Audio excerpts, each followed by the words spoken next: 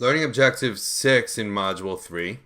Now we calculated net operating assets, and we've calculated NOPAT, net operating profit after taxes. To calculate return on net operating assets, what we're going to do is we're simply going to divide NOPAT divided by average net operating assets.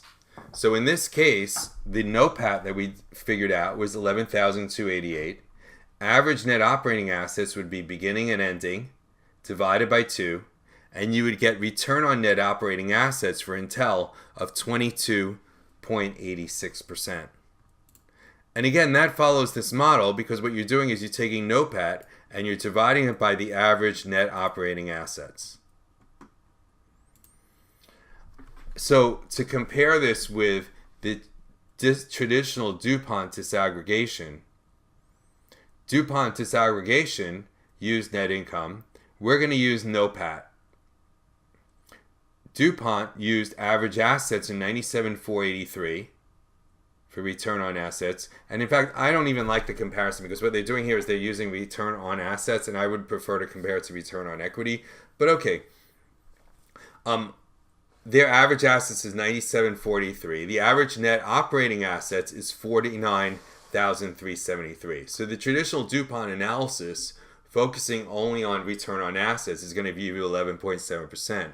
Our return on net operating assets gives you 22.86%, a very different figure. Actually, I can see why they use return on assets. We're focusing on the operations. They're focusing on the portion of, they're focusing just on assets and excluding liabilities.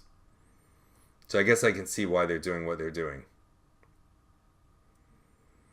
Now, they show something pretty cool here.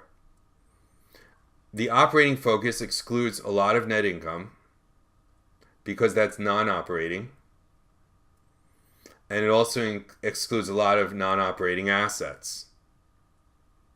And they calculated net non-operating assets. We might go into that a little later. Return on assets computed under the traditional DuPont approach. You could look at it if you want to reconcile the two. And you'd realize that a portion of that could be operating and a portion of it is non-operating. So their operating returns are 22.86%. The non-operating is 0.145. And that's how you would get total return on assets of 11.71%. So that's kind of how you would reconcile them.